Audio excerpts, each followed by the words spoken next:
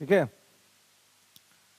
तो आप देखिएगा कि जो एंट्रीम बजट है तो वार्षिक को तो एनुअल बजट कहते हैं, अंतरिम को इंग्लिश में एंटरिम बोलते हैं। क्या बोलते हैं? एंटरिम। ठीक है, हिंदी में अंतरिम, इंग्लिश में एंटरिम। तो आप देखिएगा, मैंने बताया था कि अंतरिम बजट अस्थायी होता है। क्या होता है? अस्थायी, यानी कि टेम्पररी होता है। ओके।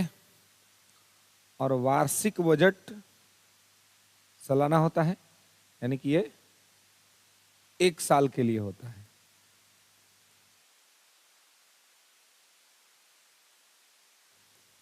एक वित्तीय वर्ष के लिए पूरा होता है।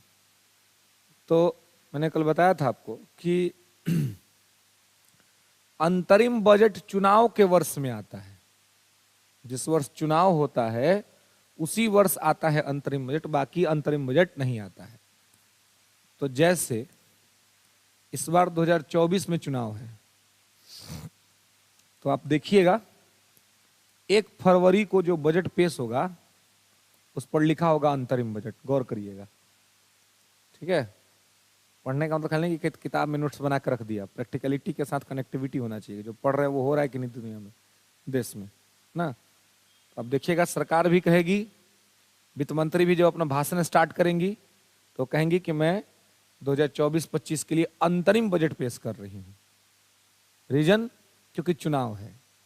अब चुनाव में क्या है कि अब चुनाव से पहले यह बजट आएगा, चुनाव बाद में है, चुनाव मई में होगा।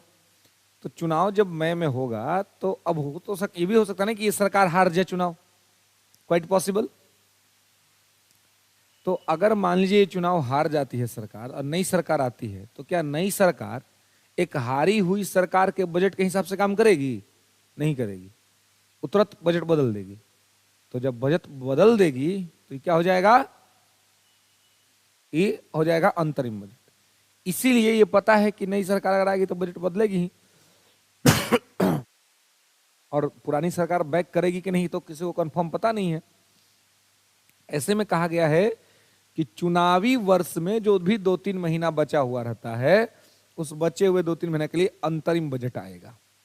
ठीक है, तो वही अंतरिम बजट यहां पर आता है। तो ध्यान रखेंगे, अंतरिम बजट केवल चुनावी वर्ष में आता है, बाकी नहीं आता है। Is that clear? और वार्षिक बजट, एनुअल बजट जो है, ये एनुअल बजट आपको बराबर से आता है, मतलब कि प्रत्येक 1 साल के लिए आता है, और ये प्रत्येक साल आता है। और हमारा जो बजट होता है उसको आगामी बजट कहते हैं। जैसे अब आएगा तो 2024-25 के लिए आएगा, और अभी जो बजट चल रहा है वो कौन सा बजट चल रहा है? 23-24 चल रहा है ना। तो आगामी बजट इसलिए क्योंकि हमारा फाइनेंशियल ईयर ही वैसा है, 1 अप्रैल से 31 मार्च। तो 1 अप्रैल से 31 मार्च का जो हमारा फाइनेंशियल ईयर है, तो ये आने वाले वर्ष का ही दोनों महीना है। अभी देख लीजिए आप, ना मार्च आया है ना अप्रैल आया है, नया साल शुरू हो गया। तो इसका मतलब क्या है कि हमारा जो बजट है वो आगामी है, फ्यूचरिस्टिक अप्रोच पर होता है। ठीक है, इसलिए इसको आगामी बजट कहते हैं। अब आप देखिएगा, तो मैंने कल बताया था कि बजट पेश होने से 1 दिन पहले सरकार आर्थिक समीक्षा पेश करती है, इकोनॉमिक रिव्यू। आर्थिक समीक्षा, ये इकोनॉमिक रिव्यू क्या होता है? तो सरकार बजट के में क्या कितने लक्ष्य अचीव किए हैं, नहीं किए हैं, उन सभी मुद्दों पर प्रकाश डालती है।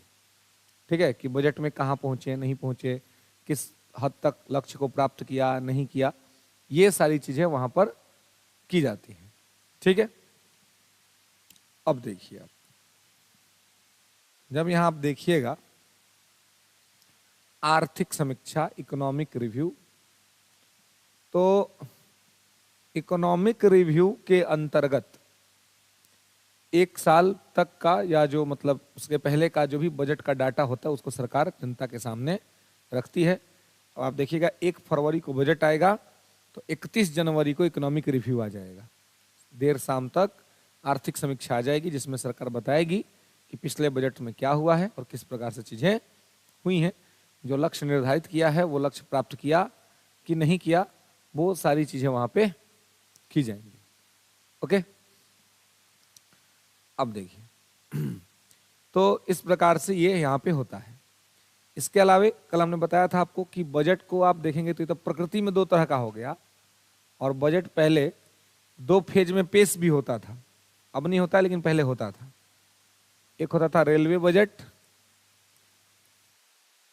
रेल बजट, और एक होता था आम बजट।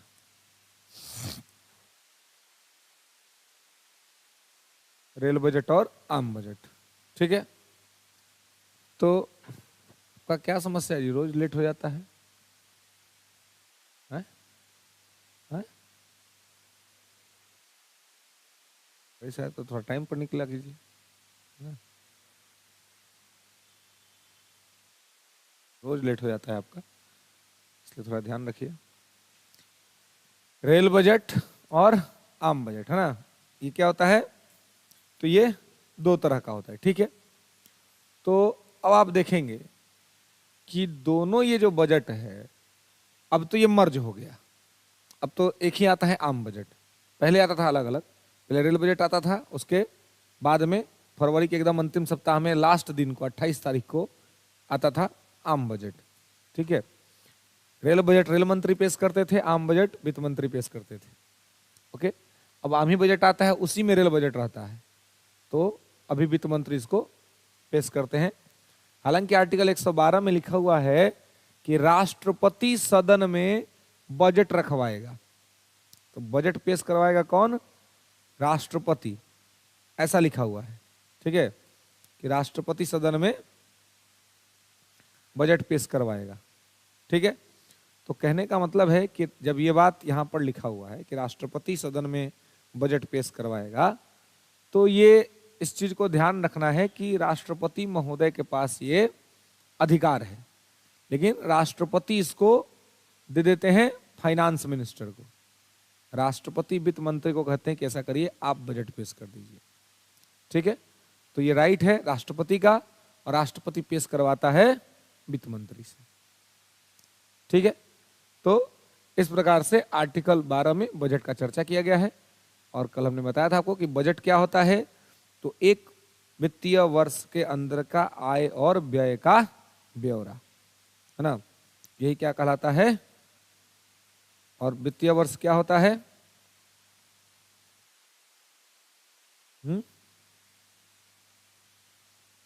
वित्तीय वर्ष क्या होता है?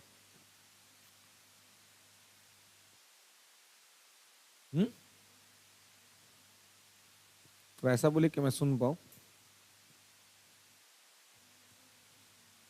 हाँ, 1 अप्रैल में इसमें क्या होता है?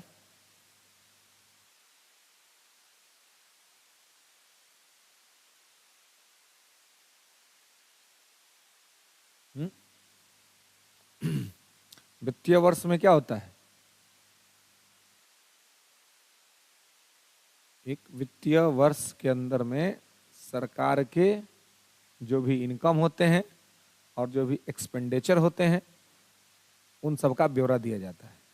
एक साल में सरकार ने क्या किया है, कहाँ कहाँ से सरकार को पैसा प्राप्त हुआ है और कहाँ कहाँ पर सरकार पैसा खर्च करेगी, है ना। इनकम का ब्यौरा और एक्सपेंडिचर का ब्यौरा, दोनों ब्यौरा इसके माध्यम से सरकार उपलब्ध कराने का प्रयास करती है, ठीक है। चलिए, आर्टिकल 113।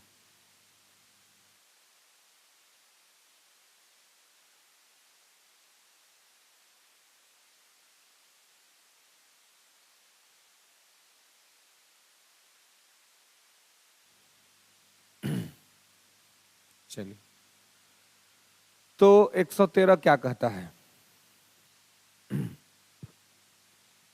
तो ये कहता है विनियोग विधेयक,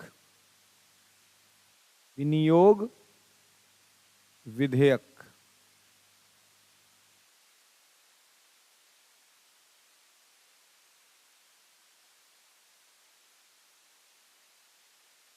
विनियोग विधेयक। अब देखिए, एक और वर्ड यूज किया जाता है ना, और वो होता है प्राक्कलन, है ना। प्राक्कलन समिति का तो नाम सुने होंगे, है ना। तो प्राक्कलन समिति के साथ साथ प्राक्कलन विधेयक की भी बात होती है। तो प्राक्कलन को कहते हैं एस्टिमेट, है ना, पहले से आकलित कर लेना, ठीक है।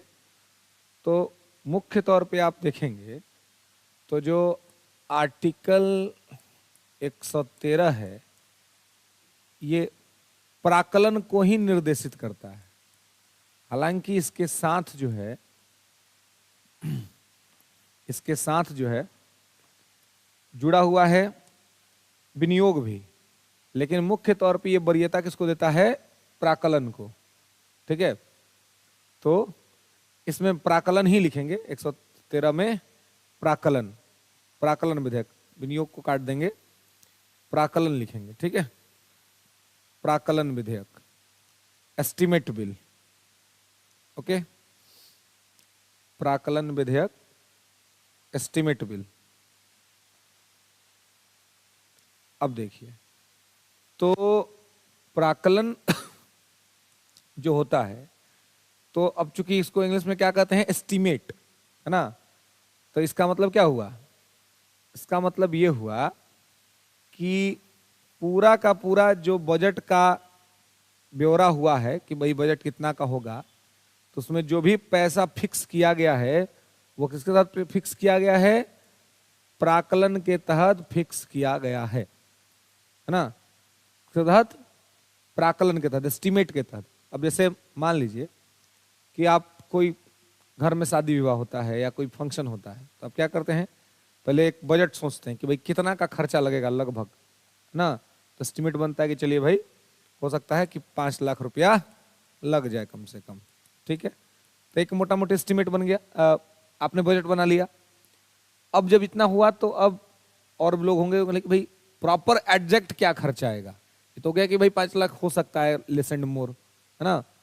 तो फिर जो प्राक्कलन जो लोग करेंगे कि भाई नहीं, इतना का एस्टिमेट हमको कंफर्म लेके चलना पड़ेगा कि इतना तो होगा, है ना। तो अब क्या है कि कोई आदमी आकर कहेगा कि भाई कम से कम आप मान के चलिए कि जो 4.5 लाख रुपए है ये तो लगेगा, है ना।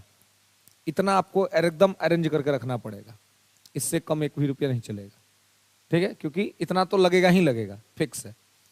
तो अभी क्या हो गया? ये एग्जैक्ट क्या हो गया? प्राक्कलन हो गया, यानी कि एग्जैक्ट ये क्या हो गया? एस्टिमेट हो गया, ठीक है। तो जब बजट बनता है तो उसमें जो पैसा फिक्स होता है वो एस्टिमेट बिल के तहत पेश होता है, फिक्स होता है कि इतना पैसा तो डेफिनेटली आपको लगेगा, है ना। तो आप देखते हैं ना कि हर साल बजट का अपना अलग अलग ये होता है कि इस बार इतना बजट, इस बार इतना बजट, इस बार इतना बजट, इस तरीके से बजट के ये होते हैं, फॉर्म होते हैं। तो उस प्रकार से आप देखिएगा तो यहाँ पर भी क्या होता है, ऐसे ही चीजें की जाती हैं कि बजट को सुनिश्चित किया जाता है कि भाई कितना का होगा, तो वो प्राक्कलन के माध्यम से होता है ना। आकलित कर लिया जाता है कि भाई इतना बजट बनेगा। तो जो पैसा बजट में आप देखते हैं कि 2000 करोड़ का बजट है, 5000 करोड़ का बजट है, तो जो भी होता है वो प्राक्कलन के माध्यम से होता है। प्राक्कलन ही पैसा फिक्स कर देती है कि इतना पैसा का बजट रहेगा, यानी कि इतना का हम बजट बनाएंगे, इस साल हम इतना खर्चा करेंगे। तो बजट मतलब क्या हो गया कि भाई हम इतना खर्चा करेंगे। अब उसके बाद अब सरकार बताती है कि इतना पैसा आएगा कहां से, तो आय और व्यय दोनों बताती है बजट में, ठीक है। तो प्राक्कलन अपना एस्टिमेट फिक्स कर देता है और फिर उसके बाद से बताता है कि कहां कहां से इनकम होगा और फिर हम कहां कहां पर एक्सपेंडिचर करेंगे, ठीक है। तो ये कहां फिक्स हो जाता है? आर्टिकल 113 में ये यहां पर फिक्स हो जाता है, ठीक है। आगे देखिए,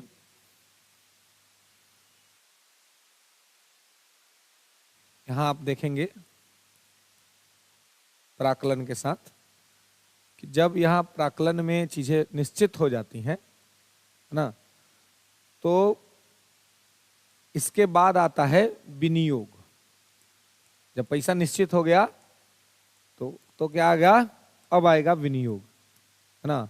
अब विनियोग रहेगा आर्टिकल 114 में, 114 में, ठीक है।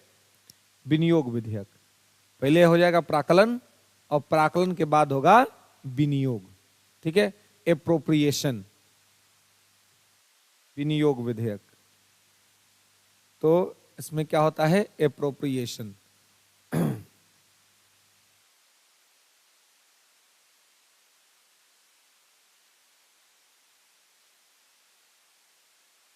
ठीक है, चलिए विनियोग। अब आप देखेंगे कि विनियोग जो होता है तो विनियोग क्या होता है,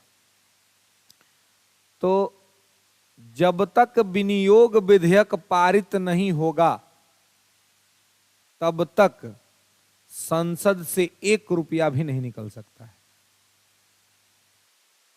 तो जो आपका बजट बनता है, बजट का पैसा कहां से आता है, जो आपका बजट बनता है बजट का पैसा कहां से आता है, तो बजट का पैसा आता है, बजट बन गया तो बजट का पैसा कहां से आएगा, संसद में संचित निधि से। कहां से, संचित निधि, कंसोलिडेटेड फंड ऑफ इंडिया। जो भारत सरकार खर्चा के लिए जो पैसा निकालती है, जो सारा काम होता है, वो कहां से पैसा निकलता है, संचित निधि से। और संचित निधि से पैसा ऐसे नहीं निकलता है कि जाइए और जाके पैसा लेके चल दीजिए, है ना। पिताजी का पॉकेट नहीं है कि गया पॉकेट में से निकाला और लेके चल दिया। ये क्या है, ये भारत सरकार का बैंक है, मतलब एक प्रकार से सेविंग प्लेस है। वहां से 1 रुपया भी अगर निकालना है तो लाना पड़ेगा विनियोग विधेयक, एप्रोप्रिएशन बिल। और ये जब पास होगा तभी पैसा निकलेगा, अगर ये पास नहीं हुआ तो पैसा नहीं निकलेगा। और अगर ये पास हो गया तो उतना ही पैसा निकलेगा जितना प्राकलन में बताया गया है, ना उससे 1 रुपया कम निकलेगा, ना उससे 1 रुपया ज्यादा निकलेगा, है ना। अगर पिताजी से पैसा लेना है तो हम लोग भाया होके जाते थे ना जी, माँ के माध्यम से, है ना। अब का पता नहीं, लेकिन हम लोग का जो जनरेशन रहा है उसमें अभी भी पिताजी से हिम्मत नहीं होता कि सीधे खड़े होकर बात कर लिया जाए, है ना। डर लगता है कि पता नहीं कहीं डांट ना दें या कहीं कोई बात ना कह दे। तो प्रयास ये होता है कि आमना सामना थोड़ा कम हो तो ठीक रहेगा, है ना। मतलब फोन पे बात हो जाए तो ज़्यादा अच्छा है, और अगर सामने से बात हो भी रहा है तो 10 मिनट मैक्सिमम बात हो गया तो हो गया, जितना कम बात हो उतना अच्छा है। क्योंकि कब वो कौन सा बात कहेंगे ये कोई नहीं जानता है।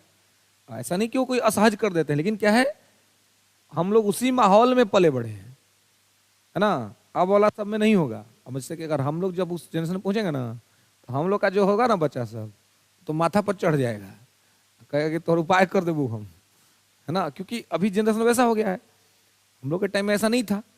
हम क्योंकि परिवार संयुक्त था, तो जरूरत नहीं था कि पिताजी केयर टेक करें या माँ करें, दादा दादी है या परिवार के और भी सदस्य हैं उनके साथ रह कर टाइम निकल जाता था, है ना। अब क्या है, न्यूक्लियस फैमिली है, तो बच्चा 2 ही आदमी को देख ही रहा है, माँ को और पिता को, तो उसको जो भी डिमांड्स लेने होंगे वो उन्हीं से करेगा, है ना। तो और अभी मानने के चक्कर में अभी के पिताजी लोगों को क्या लगता है कि हम अपना बच्चा को बहुत मानते हैं, तो मानने के चक्कर में बच्चा को सब बिगाड़ देता है।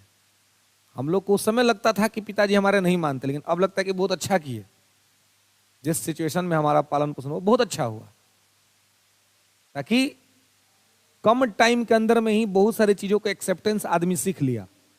आज का जनरेशन बड़ा हो जाता है लेकिन एक्सेप्टेंस नहीं सीख पाता है। इसका रीजन उसके पालन पोषण में समस्या है। उसको जो चाहिए दुलार में, लाड़ प्यार में माता पिता ने तुरंत दे दिया। ऐसे में क्या हुआ, रिजेक्शन उसने झेला ही नहीं लाइफ में। अभी का जनरेशन की दिक्कत के साथ क्या है, रिजेक्शन नहीं झेलता है। अब घर में रिजेक्शन झेला नहीं, अब बड़ा हुआ, स्कूल गया, कॉलेज गया, बाहर में घूम रहा है। अब ऐसे में वो सोचता है कि दुनिया भी मेरे माता पिता के जैसी ही है, वो भी हमें रिजेक्ट नहीं करेगी। ऐसे में जब अचानक से उसको कहीं रिजेक्शन मिलता है जब कहीं पे एक्सेप्टेंस नहीं मिलता है तो वो क्या है, अब तू स्टबर्न बेबी बन चुका है, जिद्दी बच्चा। किसने बना दिया? माता पिता ने बना दिया। समाज तो स्वीकार नहीं करेगा ना, समाज तो आपको नहीं एक्सेप्ट करेगा वैसे में। और जैसे समाज रिजेक्ट कर देगा तो वैसे बच्चों के पास दो तरह का विकल्प होता है, एक कि उस रिजेक्शन का बदला ले। समाज में आप देखते हैं जो कांड होते हैं, जो घटनाएं घटती हैं, तेजाब कांड, डीजल कांड, पेट्रोल कांड, है ना, मार देना किसी को, ये सब किस चीज का है जी? सब रिवेंज है। और किस चीज का रिवेंज है? रिजेक्शन का रिवेंज है। क्यों?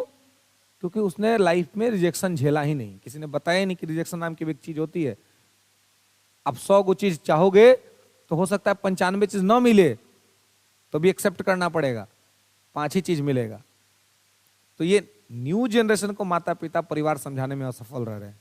हम लोग के साथ क्या था, हम लोग वही सीखते ही कोई चीज मांगने गए तो पहले उपाय, पहले पिटा जाइए, अब मालूम चला 3 दिन तक नहीं मांगिएगा, फिर 3 दिन तक अगर माता को पिताजी को अपने लगा या कोई और सदस्य है परिवार का लगा कि नहीं भाई बच्चा देना चाहिए, तो फिर 4 दिन बाद लाके दे देंगे। पहली डिमांड में तो कोई चीज पूरी ही नहीं हुई। उस समय लगता था कि हमारे माता पिता नहीं मानते, लेकिन अब समझ में आता है कि पालन पोषण का सबसे बेहतर तरीका यही है, मनोवैज्ञानिक तरीका है, साइकोलॉजिकल तरीका है। क्योंकि पहले ही आपके दिमाग में एक बात अब बैठ गया कि यार हम कोई चीज मांगेंगे ना तो हम लोग को पहले बार मिलने वाला है नहीं, रिएक्शन हमको मिलेगा। ऐसे में आपके अंदर में रिवेंज का भाव पैदा नहीं होगा, बदला का भाव नहीं आएगा। ऐसे में आप समाज के लिए खतरा नहीं बनिएगा। आज के माता पिता को समझ नहीं आता है, अपने लिए तो खतरा पैदा करते ही हैं, समाज के लिए भी खतरा बना देते हैं। क्योंकि वो हर दिन घर में नहीं रहेगा, कोई पालन पोषण के बाद बड़ा होगा, समाज में जाएगा, समाज में रिजेक्शन उसको मिलेगा ही मिलेगा, नहीं मिले ऐसा हो ही नहीं सकता है। और जब रिजेक्शन मिलेगा, परिवार में मिला नहीं, सीधे समाज देगा रिजेक्शन, तो वैसे ही लोग क्या होते हैं, आपराधिक मानसिकता के हो जाते हैं।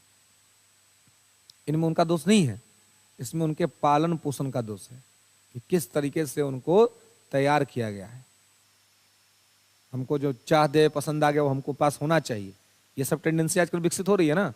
ऐसा थोड़ी ना होता है कि आप जो चाह दी वो आपको मिल ही जाए, नहीं भी मिल सकता है। आपको एक्सेप्ट करना पड़ेगा, कोई बात नहीं, कोई और अच्छा चीज होगा जो मेरे लिए होगा, या कोई होगा कुछ, ईश्वर ने कुछ तो बनाया होगा मेरे लिए। तो ये वाला भाव कब पैदा होगा? जब वो बचपन से रिजेक्शन झेला होगा। लेकिन बचपन से झेला नहीं, एक ही बार कॉलेज में गया और वहीं पर रिजेक्शन मिल गया, पहले कहीं दिन रिजेक्शन, बस अब क्या होगा, अब उसी दिन से कुंठा का भाव मन में जागृत हो जाएगा, मन अशांत हो जाएगा। अब लगेगा कि यार कैसी आदमी हमने साथ ऐसा कर दिया। अब ऐसे में बदला का भाव पनपेगा, बदला का भाव अपराध की तरफ लेकर के जाएगा। और आजकल तो मोबाइल फोन है ना, ये तो अपराध तुरंत करवाता है, तुरंत साइबर क्राइम जो है वो तुरंत होता है। पहले पता नहीं चलता है, बाद में जब होता है तब पता चलता है कि ले गलती हो गई। तो कहने का मतलब है कि वो हम लोग का जो टाइम था, भले हो सकता है कि माता पिता को ये नहीं पता हो कि ये पालन पोषण का तरीका है, वो अपने हिसाब से कर रहे थे, लेकिन साइकोलॉजिकली वो सही था, मनोवैज्ञानिक तौर पे वो सही था। अभी तो सबसे बड़ी खराब स्थिति है न्यूक्लियस फैमिली, छोटा परिवार। छोटा परिवार होने की वजह से बहुत तरह का दिक्कत है ना। संबंध टूट रहे हैं, पति पत्नी के झगड़े होते हैं, क्यों होते हैं? लघु परिवार की वजह से। क्योंकि कोई तो छुड़ाने वाला भी नहीं है ना, वो उकरा मार देगा, उकरा मार देगा, नहीं हो जाएगा। अब मान लीजिए पटना में फ्लैट लेके रह रहे हैं, 2 गो हइये है, तो 2 गो हइये है, आज 2 गो में कोई बहसा बहसी हो गया तो ओकरा मार दिलो, ओकरा मार दिलो। और वही अगर माता पिता परिवार है तो कम से कम शर्म भी तो लगेगा कि भाई माँ है, पिताजी, उनके सामने नहीं लड़ना चाहिए।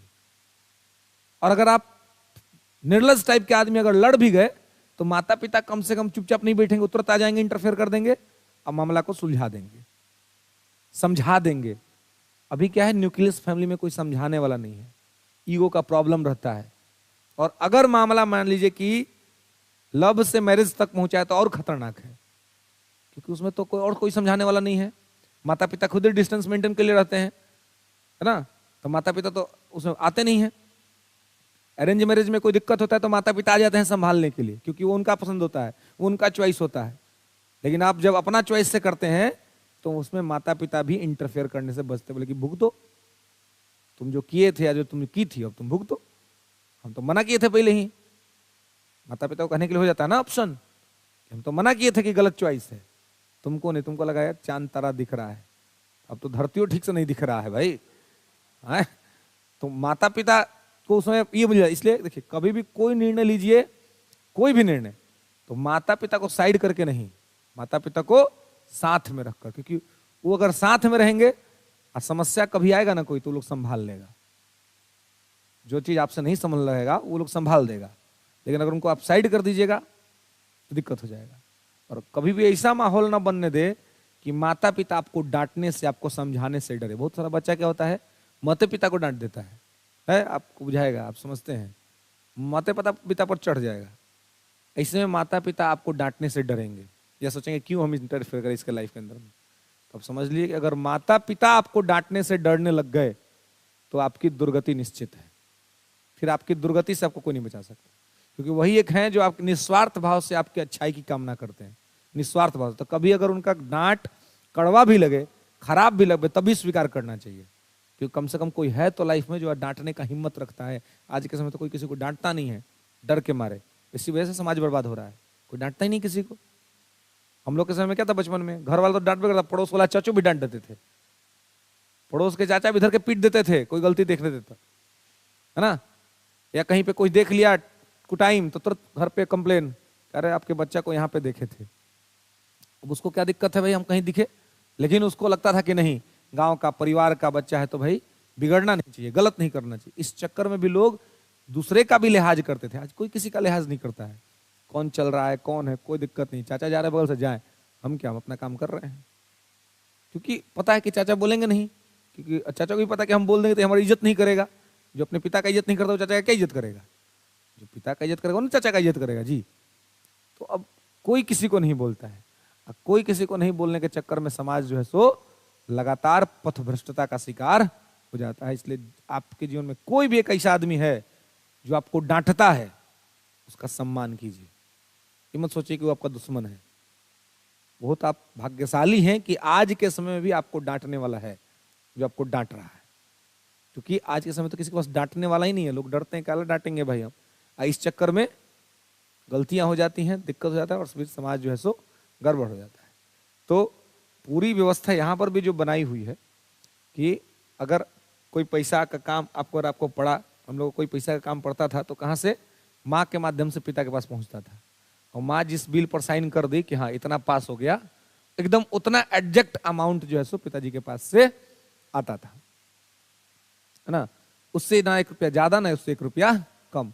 तो हमारे लिए विनियोग विधेयक माँ थी, उन्हीं को प्रपोज करते थे अपना एस्टीमेट, और वो लेके पिता के पास कहती थी कि हमने ये सैंक्शन कर दिया, पिताजी वहां से निकालते, क्योंकि सीधे पिताजी से मांगने का हिम्मत ही नहीं था।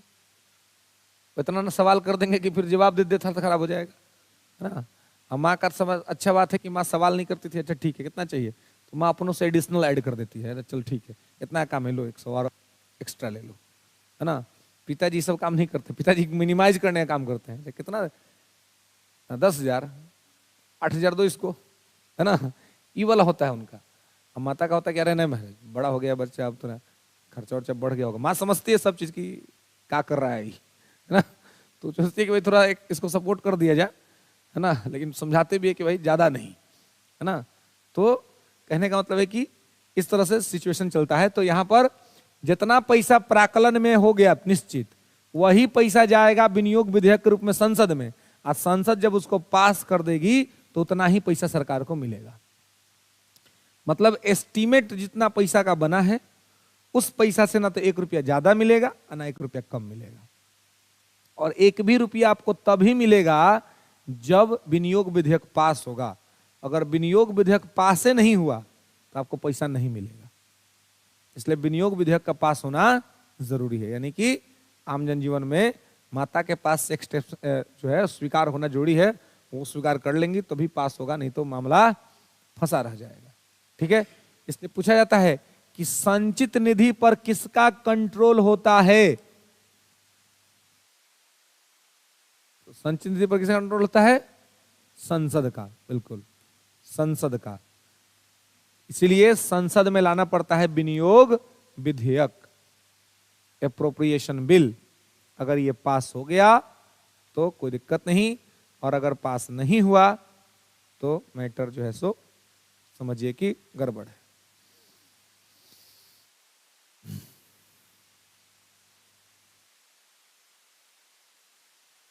ठीक है।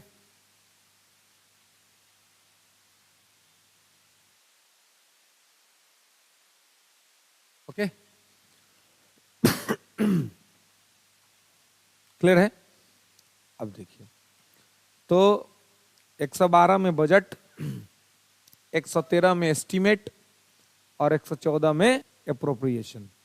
ठीक है। 115, 115 क्या है? तो 115 है अतिरिक्त बजट, एडिशनल बजट या सरप्लस बजट।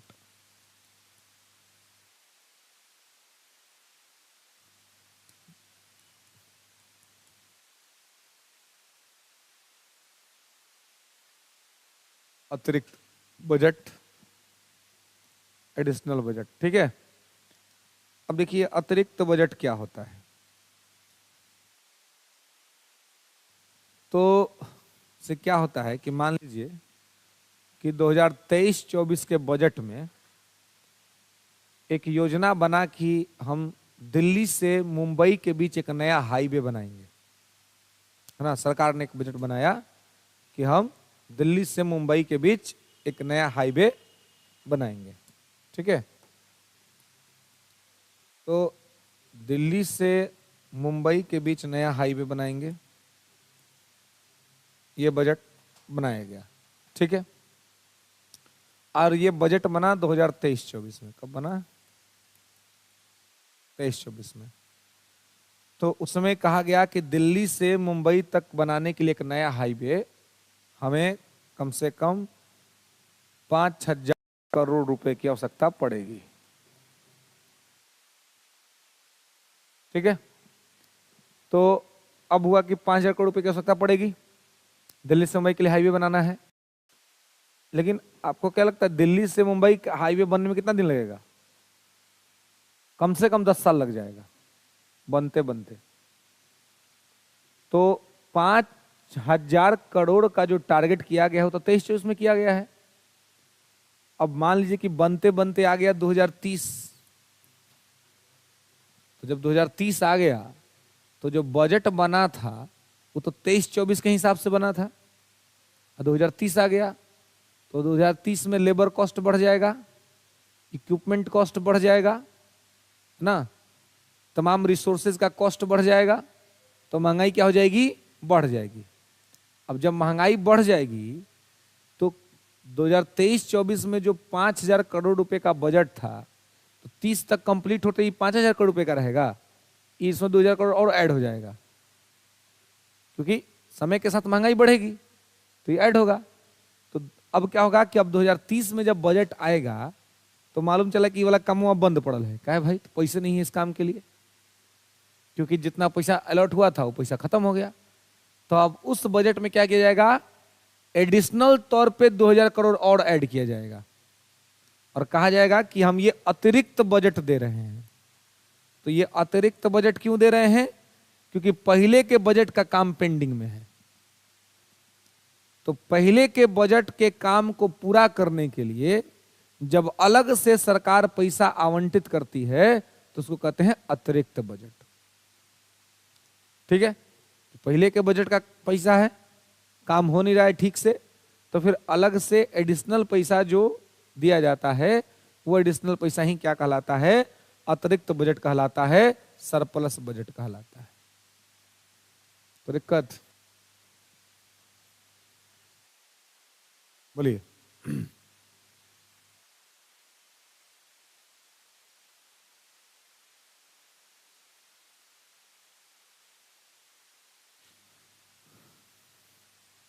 क्लियर है?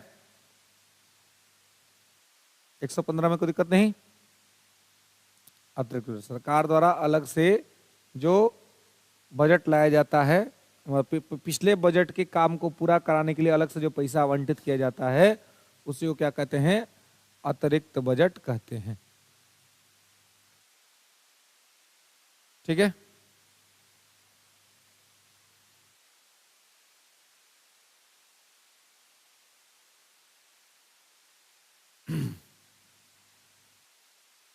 ठीक है, चलिए अब क्या है, आर्टिकल 116।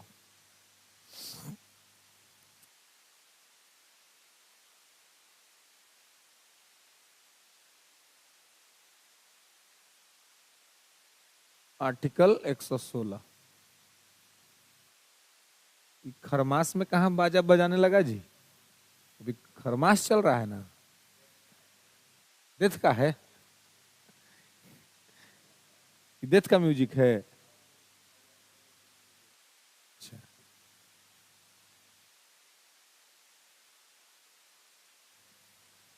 देखिए हाँ अभी कुछ नारा लगाया, मृत्यु के बाद ही क्यों समझ में आता है जी कि राम नाम सत्य है?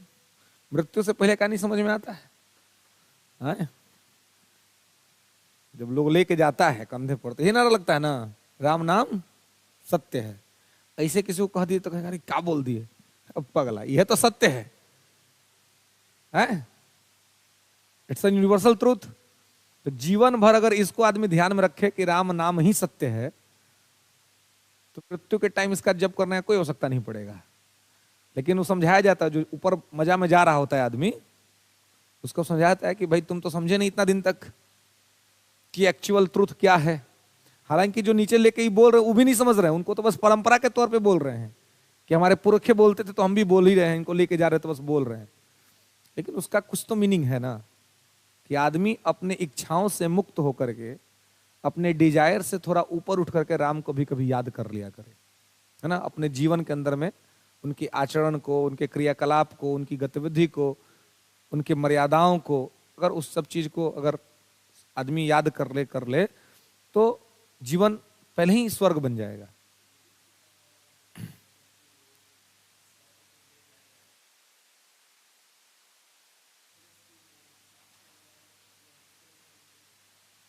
हाँ तो समदस तो है ही ना, लेकिन दिक्कत है कि समझता कोई नहीं है। दिक्कत ये है कि समझता इसके बारे में कोई नहीं है कि ट्रुथ क्या है, इस एक्चुअल ट्रुथ क्या है ना। 22 जनवरी को अयोध्या में रामलला विराजमान हो रहे हैं, है ना। बहुत इसका ये हो रहा है, प्रचार हो रहा है, बड़े स्तर पे प्रचार किया जा रहा है इस चीज का। लेकिन ठीक है, पहला बात तो मानने का बात है ना, चलिए मंदिर बन गया कोई बात नहीं, लेकिन राम को जगह का आवश्यकता है जी। इतना छोटा करके हम राम को कैसे देख सकते हैं? राम इतने छोटे थोड़ी ना है कि राम को जगह नहीं मिल रहा है। वो तो पूरे संसार को जगह दिए हुए हैं भाई, उनके कृपा से हम लोग अपने घर में सुख पूर्वक रह रहे हैं। सारा चीज तो उनके हाथों में है, तो हम कौन होते हैं? हमारी क्या औकात है कि हम उनको जगह दे दें? हमारी क्या औकात है कि हम उनके लिए कुछ कर दें? ये जो लोग कहते हैं कि हम भगवान के लिए कर रहे हैं, हम ईश्वर के लिए कर रहे हैं, हम अल्लाह के लिए कर रहे हैं, पगला तुम्हारा औकात है अल्लाह के लिए करने का? है अल्लाह तो तुमको कर दिए, नहीं कर दिए? पूरा सृष्टि तो बनाया उनका है, अब तुम कर रहे हैं हम उनके लिए कर रहे हैं। वो भी जहां पे होंगे वो हंसी रहे होंगे देख करके, क्या ड्रामा कर रहा है सब। कोई ना कोई तो है ना सृष्टि में जो ऊपर से मॉनिटर कर रहा है सारा चीज को, तो हंस नहीं रहा होगा कि हम जिसको बनाए, हम जिसको क्रिएट किए, जो हमारी मर्जी से चल रहा है, वो कह रहा है कि हम उनको बनाएंगे, वो कह रहा है कि हम उनको लाएंगे, वो कह रहा है कि हम उनको स्थापित करेंगे। अरे तुम्हारा तो अस्तित्व ही उसके वजह से है, तो कम से कम जिसने तुमको अस्तित्व में ला दिया तो उसको प्रणाम करके कहो कि भाई इसीलिए आपको शुभकामना है कि आपने हमको इस धरातल पर जीवन के सुखों को अनुभव करने के लिए भेजा है। लेकिन यहाँ पे आकर के अलग अलग तरह का मानवीय भाव से आदमी क्या होता है, ग्रसित हो जाता है, ग्रसित होकर के चीजों को करता है। मैं ऐसा कहता हूँ कि वास्तव में राम या कोई भी ईश्वर जो है, उनके सिद्धांतों को अगर हम अपने आत्मा में स्वीकार कर ले तो मंदिर में जाने की या मस्जिद में जाने का या गिरजाघर में जाने का किसी को कोई आवश्यकता नहीं है। क्योंकि वास्तव में, और हमारे सनातन में तो कहा गया मन चंगा तो कठौती में गंगा, है ना। रविदास ने कहा था, सारा लोग जा रहा था गंगा नहाने और रविदास अपने कटरे में जूता में पानी डाल के सी रहे थे। तो बोला अरे सब लोग जा रहे हैं गंगा नहाने, तुम कहीं नहीं जा रहे हो भाई? रविदास ने कहा कि तुम जाओ, हमें नहीं जाना। बोला क्यों? बोले तुम्हारी गंगा उधर है, हमारी गंगा मेरे कठवत में है। बोला ये कैसे? बोला क्योंकि मन पवित्र है मेरा, मेरा आत्मा शुद्ध है, इसलिए मुझे गंगा स्नान करने की आवश्यकता नहीं है। अगर आत्मा शुद्ध हो गया तो फिर आप शुद्ध हो जाएंगे। लेकिन दिक्कत ये कि आप खूब ईश्वर का, है ना, गॉड का, है ना, ज्यूस का, अल्लाह का खूब पूजा कर रहे हैं, खूब मान रहे हैं, अरे हम तो खूब धार्मिक हैं। अब मालूम चला कि बगल वाला को प्रयास में कि कब मौका मिले कि इसका उपाय कर दें, तो आप कौन से ईश्वर को मानते हैं? किसी को नहीं मानते इसका मतलब, क्योंकि वो तो मानवतावादी है। ईश्वर तो कोई भी हो, धर्म कोई भी हो, वो ह्यूमनिस्टिक होता है, मानवतावादी होता है ना। वो कहता है कि हर व्यक्ति के अंदर में मैं हूं। तो अगर ये भाव प्रकट हो जाए कि हम किसी आदमी को अगर दुख दे रहे हैं, दर्द दे रहे हैं, तो मेरा ईश्वर, मैं जिसको मानता हूं वो नाराज होता होगा, तो कोई आदमी किसी के साथ ईर्ष्या नहीं करेगा, कोई आदमी किसी को दुख देने का प्रयास नहीं करेगा। ऐसे में पूरा सृष्टि ठीक हो जाएगा। लेकिन दिक्कत है कि ये वाला कंसेप्ट नहीं चाहिए, कंसेप्ट चाहिए दूसरे टाइप का, क्योंकि कंसेप्ट ठीक नहीं होता है। अब ऐसे ही कंसेप्ट जो है सो चलते रहता है। खैर, तो आर्टिकल 116 वोट एन अकाउंट, लेखानुदान, लेखानुदान, ठीक है, इसको कहते हैं वोट एन अकाउंट। ठीक है, लेखानुदान। अब इसमें क्या होता है जी?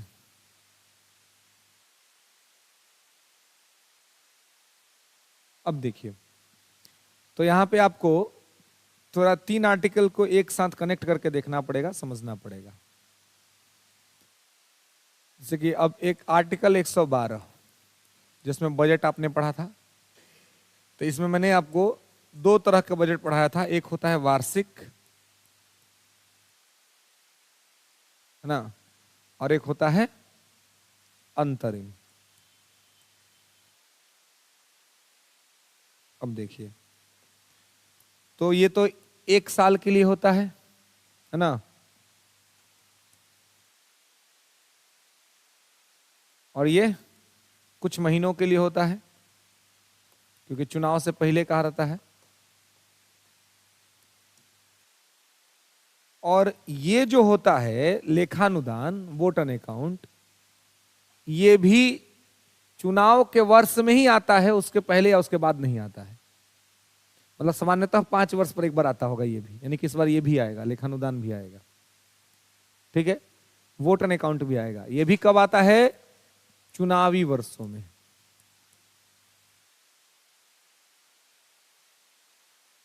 और ये सरकार की जो तत्कालिक व्यय होती है, सरकार का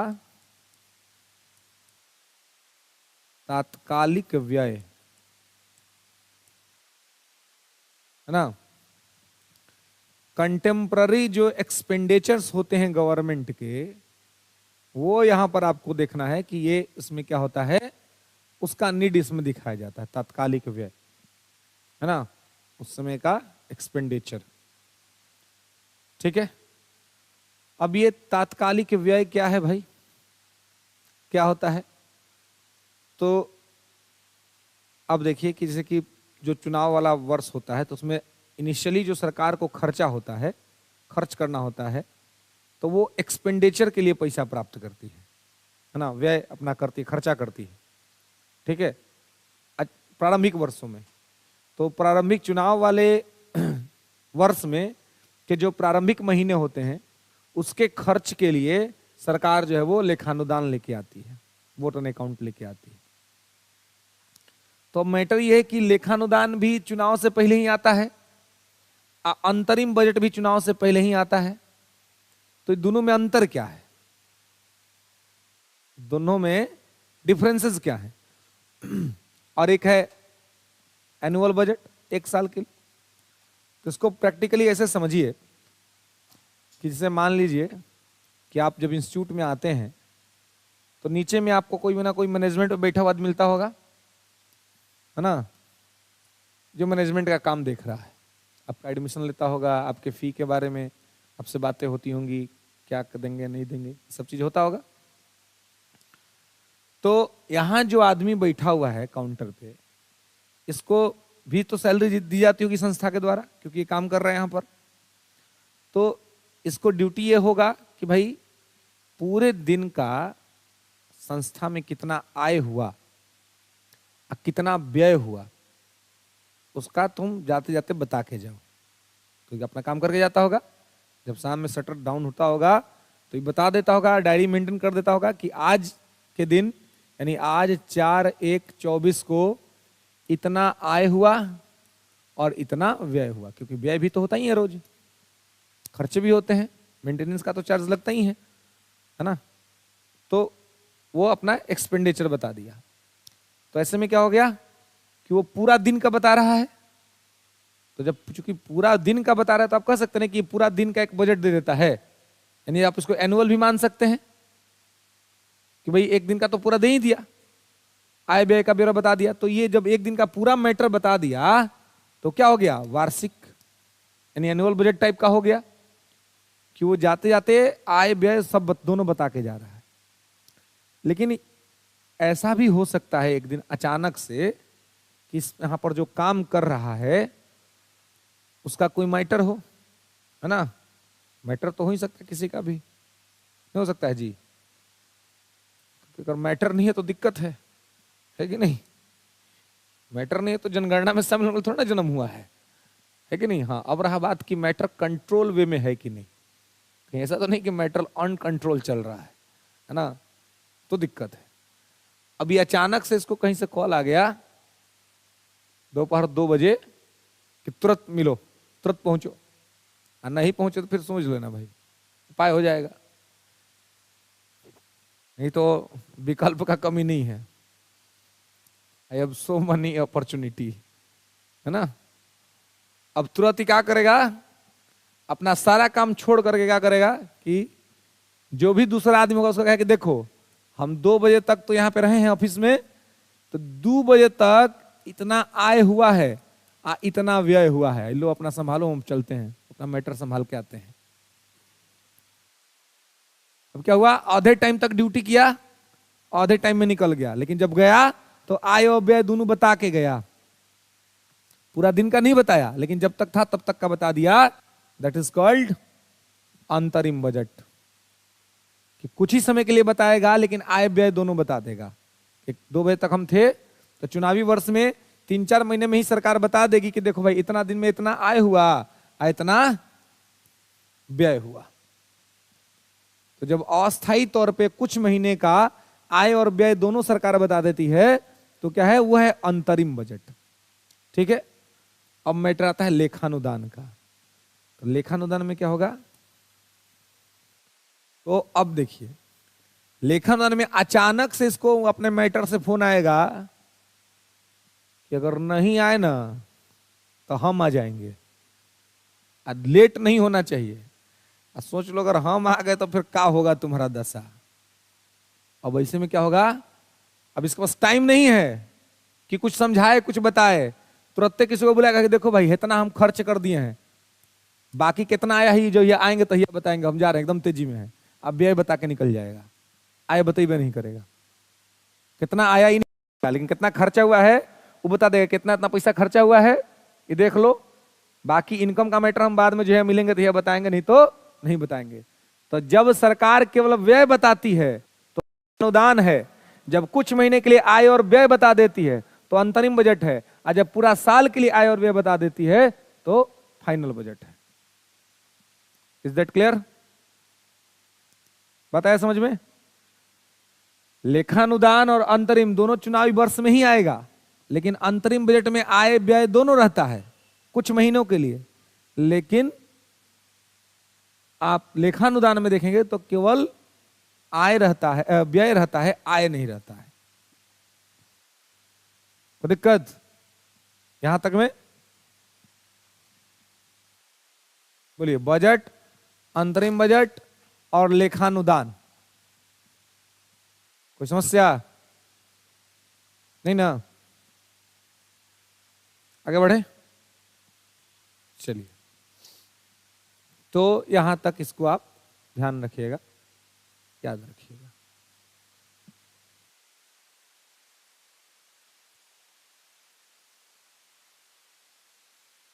अब आइए आर्टिकल 117।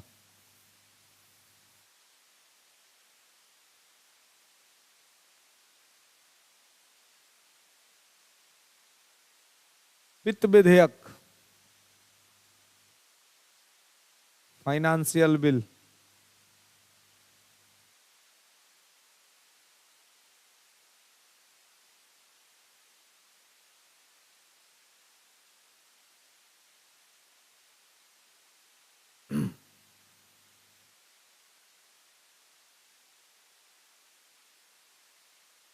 वित्त विधेयक। तो वित्त विधेयक में क्या होता है, लेंगे इसमें आय और व्यय दोनों का चर्चा किया जाता है।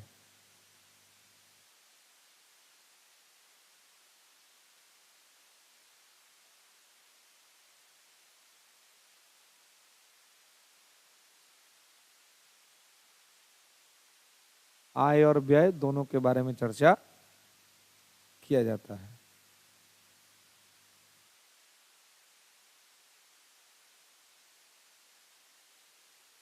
चलिए अब देखिए बच्चों की वित्त विधेयक में आप देखेंगे कि जो फाइनेंशियल बिल होता है,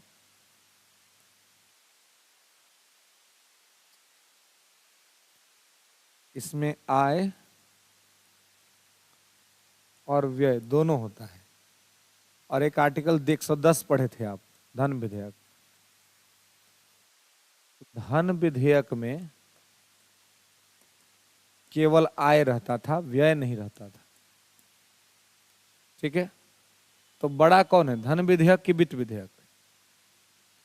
वित्त विधेयक बड़ा है क्योंकि इसमें आय और व्यय दोनों है।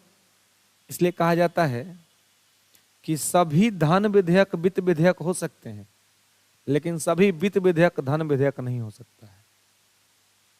इसमें केवल मनी का मामला होगा आने का, तो अगर वित्त विधेयक भी है तो धन विधेयक के रूप में आ सकता है।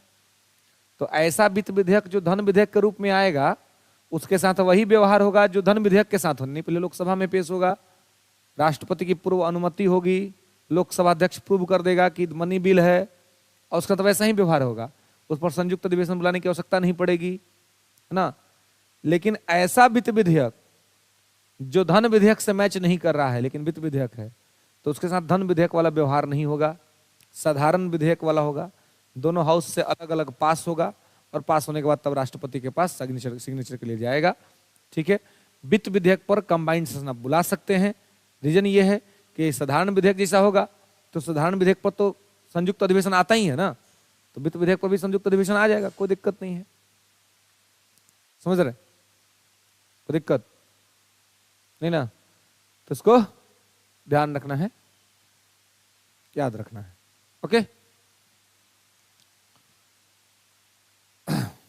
चलिए नेक्स्ट आइए, आर्टिकल 118।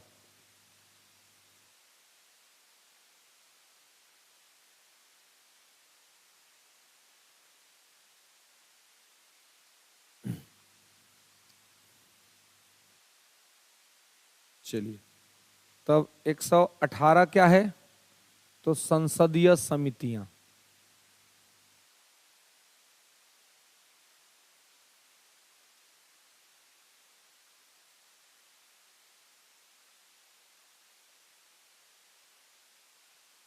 ठीक है, पार्लियामेंट्री कमिटीज, है ना। अब देखेंगे संसद में तमाम तरह की समितियों को बनाया जाता है ना, और उसके अनुरूप समितियां अपना काम करती हैं। ठीक है, तो आप देखेंगे इस जो संसद की जो समितियां होती हैं, पार्लियामेंट्री कमिटीज होती हैं, उनका अलग अलग कैरेक्टर होता है और अलग अलग कैरेक्टर में वो काम करती हैं। ठीक है,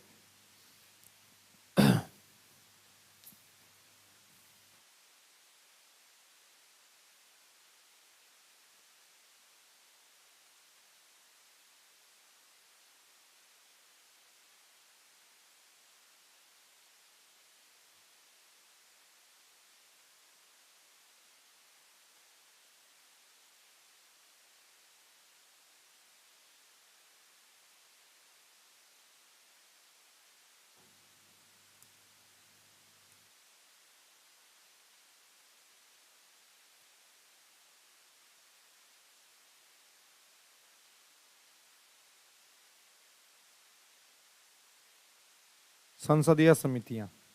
अब देखिए, संसदीय समितियां जो होती हैं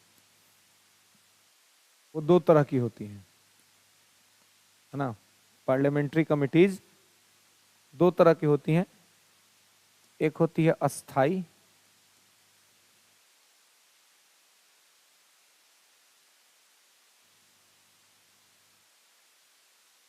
स्टैंडिंग कमिटी, और एक होती है तदर्थ।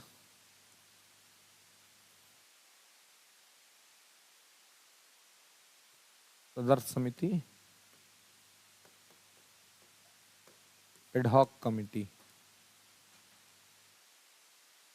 तदर्थ मतलब होता है अस्थाई, क्या होता है, अस्थाई, यानी कुछ समय के लिए, ठीक है। अब देखिए, जो अस्थाई समितियां होती हैं ये प्रत्येक वर्ष बनती हैं, एवरी ईयर। ये कब बनती हैं, प्रत्येक वर्ष। कितने समय के लिए, एक एक वर्ष के लिए। इसका कार्यकाल भी होता है एक वर्ष, अस्थाई समितियों का।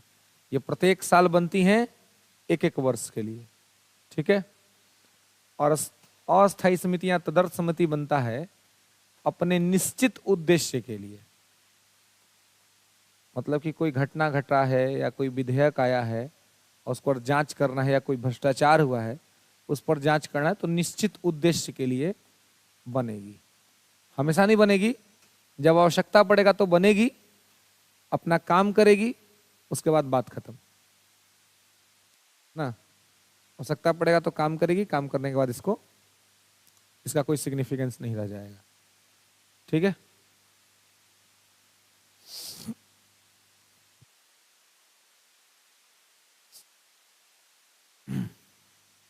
क्लियर है, इसको ध्यान रखना है। ये प्रत्येक वर्ष बनेगी और तदर्थ समिति निश्चित उद्देश्य के लिए अस्थायी तौर पर रहती है, और ये अपना निश्चित उद्देश्य की पूर्ति के लिए बनती है, ठीक है। आगे आइए, अब देखेंगे कि अस्थायी समितियां जो हैं वो दो तरह की होती है। ये दो तरह की होती है ना। एक होती है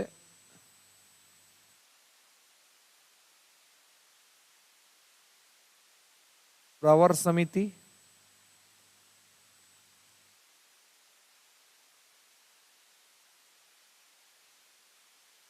और एक होती है संसदीय समिति।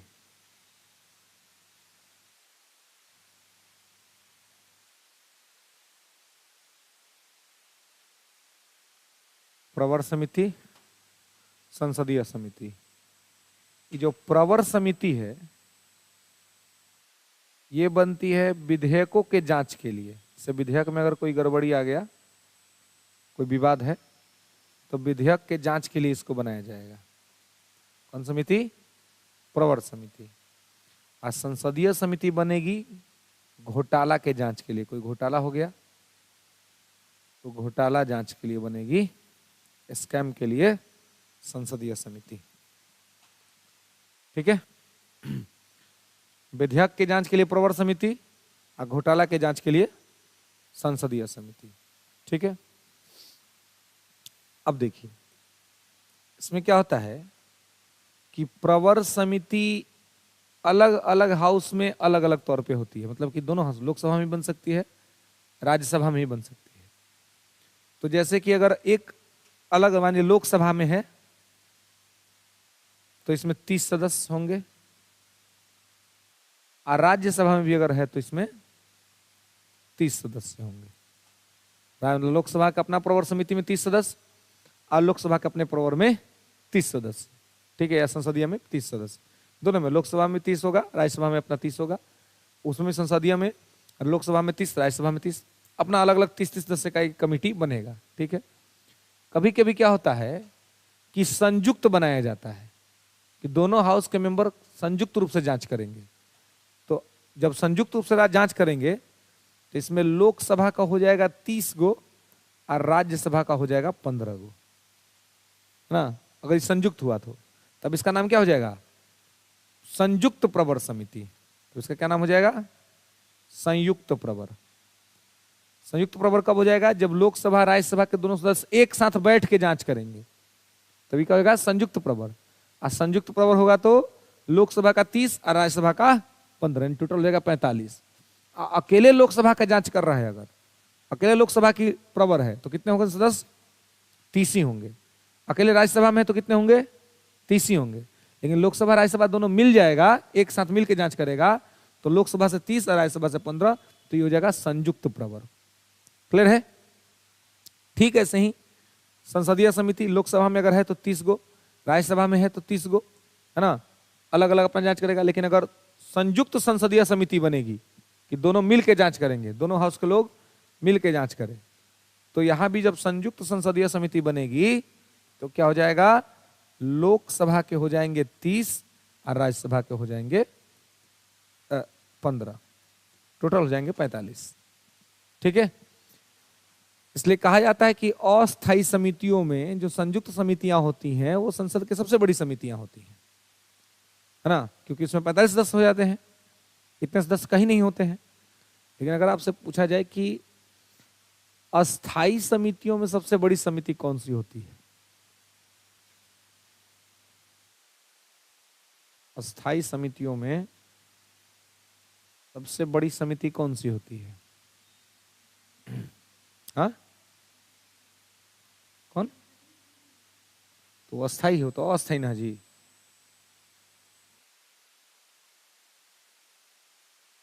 हाँ, राज्यसभा का, राज्यसभा का,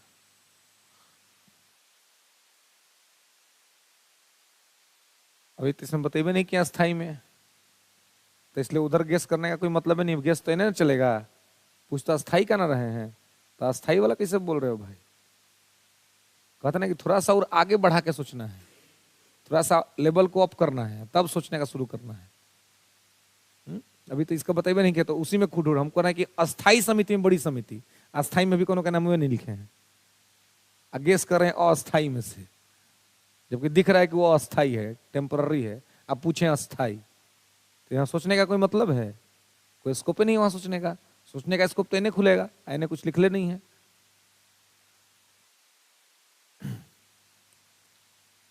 देखिए अस्थायी समितियों में बहुत तरह की समितियां होती हैं।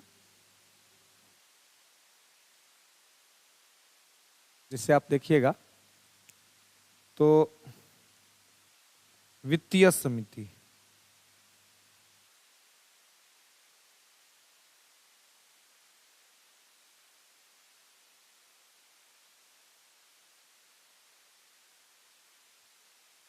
सदन समिति,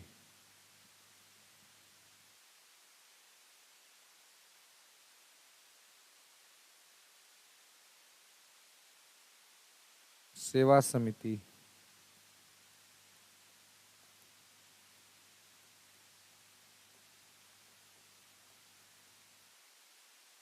संरक्षण समिति,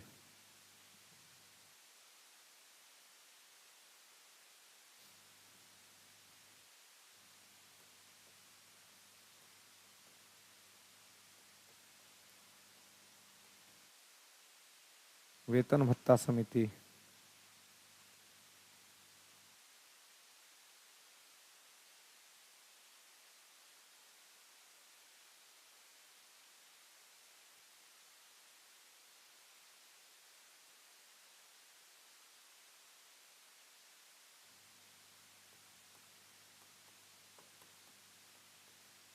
रक्षा समिति, ये सब अलग अलग कमेटियां हैं जो सदन संसद के अंदर बनती हैं प्रत्येक साल पे, एक एक वर्ष के लिए। और ध्यान रखेंगे कि ये सब समिति बनाता कौन है, पीठासीन अधिकारी। तो अगर लोकसभा में बात करें तो अध्यक्ष, और राज्यसभा में बात करें तो सभापति, प्रिजाइडिंग्स बनाते हैं। ठीक है। और इसमें अब आप देखिएगा कि जो वित्तीय समितियां होती हैं, वित्तीय समिति में 3 गो समिति होता है, बड़ा इंपॉर्टेंट। और जनरली सवाल इस 3 गो समिति से बनता है। जो वित्तीय समिति, फाइनेंशियल कमिटी में 3 कमिटियां होती हैं। तो फाइनेंशियल कमिटी में 3 कमिटियां कौन कौन सी होती हैं भाई? तो आप देखिए, प्राक्कलन समिति,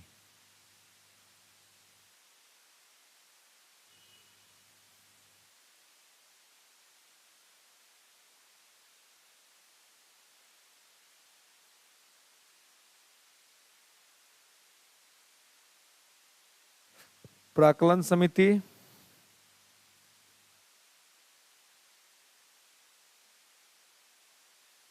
लोक लेखा समिति,